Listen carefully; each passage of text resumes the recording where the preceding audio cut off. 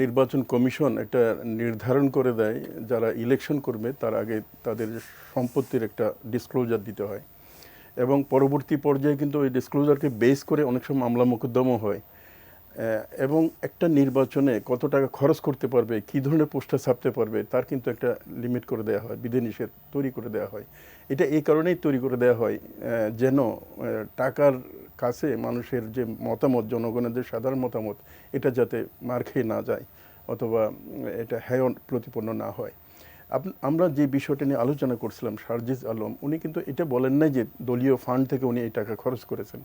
ওনার যে যুক্তিটা ছিল সেটা হচ্ছে তাদের পারিবারিকভাবে যথেষ্ট প্রতিপত্তি আছে এবং ওনার দাদা ওনার জন্য যে সম্পদ রেখে গেছেন সেই সম্পদ নিয়ে পুরো ইলেকশনে উনি পার করে দিতে পারবেন। তো এখন সেই ইলেকশনে কত খরচ করবে, যদি ইলেকশন কমিশনের হিসেব ধরে 10 লক্ষ টাকা যদি ধরা হয় তাহলে তো এটা একেবারে অল্প। আর 100টা গাড়ি নিয়ে মিছিল বা শোভাযাত্রা করা, এটার পুরোটা যদি উনি বলছেন যে 50% হচ্ছে ওনার আত্মীয় স্বজনের গাড়ি আর 50% হয়তো ভাড়া করা গাড়ি। তো যেভাবেই ধরি না কেন আমার মনে হয় রাজনীতিতে একটা গুণগত পরিবর্তনের জন্য কিন্তু এই 36শে জুলাইয়ের বিপ্লবটা আসছে।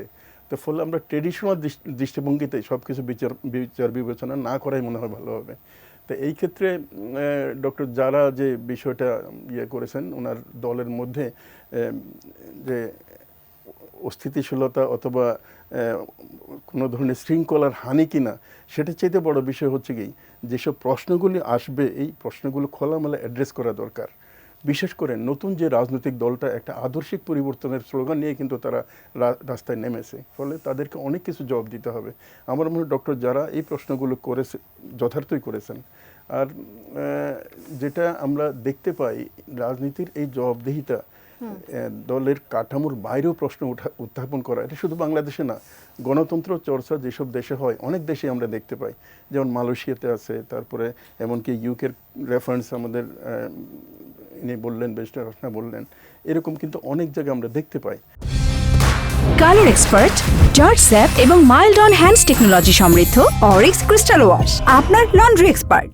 তো ফলে আমার মনে হয় বিষয়টাকে রাজনীতির গুণগত পরিবর্তন দিয়ে দেখা দরকার, কারণ এমন কথাও কিন্তু আসছে এখন নির্বাচন কমিশনের পক্ষ থেকে, মানে এই যে নির্বাচনী খরচ যেটা আছে সেটাকে একটা লিমিট করে দেয়া এবং নির্বাচন কমিশনেই খরচের একটা অংশ ব্যয় করা অথবা প্রচারণাকে তারা একটা সুযোগ সুবিধা করে দেয়া প্রার্থীদের জন্য। এই জিনিসগুলো যদি আমরা পরবর্তী নির্বাচনে দেখি তাহলে প্রধান উপদেষ্টা যেটা আশাবাদ ব্যক্ত করেছেন একটা ঐতিহাসিক নির্বাচন পরে হতে যাচ্ছে আগামী নির্বাচনটা, এটা আমরা বাস্তবে দেখতে পাবো। স্বভাবটা প্রদর্শনটা আসলে রাজনীতিতে কতটা গুরুত্বপূর্ণ। গতানুগতিক রাজনীতি যেভাবে আমাদের ইলেকশন হয়ে আসছে অতীতে, এই ইলেকশনে এটার একটা প্রভাব আমরা কিন্তু দেখতে পাই। কারণ গ্রামগঞ্জে বিশেষ করে এমনকি শহরেও যারা আর্থিকভাবে বিত্তশালী তাদের প্রচারণা যেভাবে চালায় তার একটা প্রভাব কিন্তু তাদের উপর পড়ে। এটা হচ্ছে গতানুগতিক একটা বিষয়। কিন্তু আমরা বাংলাদেশে, শুধু বাংলাদেশে না, বিশ্বের অনেক দেশেই এই প্রচারণার একটা গুণগত পরিবর্তন আমরা দেখতে পাই।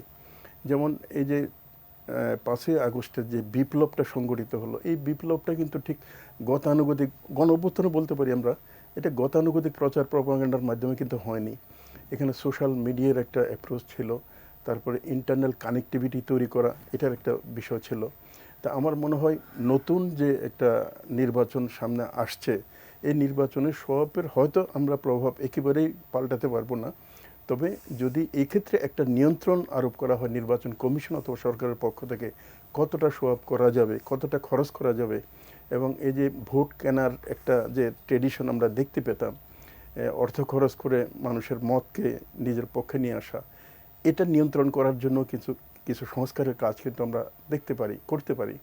আমরা যে সংস্কার কমিশনগুলো দেখি সেই সংস্কার কমিশনের রিপোর্টের মধ্যে নির্বাচন সংক্রান্ত কমিশন, তারপরে জনপ্রশাসন সংক্রান্ত কমিশন, এমনকি সংবিধান সংক্রান্ত যে কমিশন আছে এই কমিশনের অনেকগুলো প্রস্তাব কিন্তু এই নির্বাচনী ব্যবস্থার একটা গুণগত পরিবর্তন এবং উন্নয়নের জন্য তারা সুপারিশ করেছে। এগুলোকে যদি আমরা যথাযথভাবে বাস্তবায়ন করতে পারি তাহলে শতভাগ হয়তো সুস্থ নির্বাচন হবে এমনটা হয়তো আমরা আশা করতে পারবো না, কিন্তু মোটা দাগে টাকা পয়সা, জনবল এবং স্বভাবের যে একটা প্রভাব নির্বাচনে দেখতে পাই আমরা ট্রেডিশনালি, এটা অনেকটুকুই কাটানো যাবে।